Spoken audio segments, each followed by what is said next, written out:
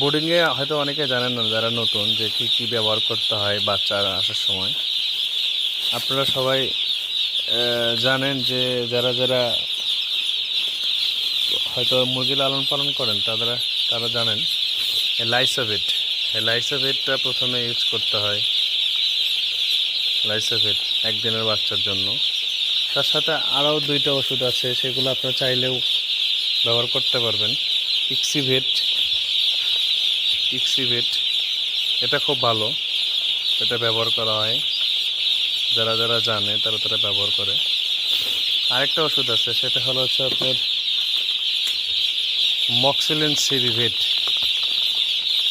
এই মক্সিলিন সিভিভেট, এই 3টা প্রয়োজনীয় ওষুধ আপনারা ব্যবহার করতে পারবেন। এতে অনেক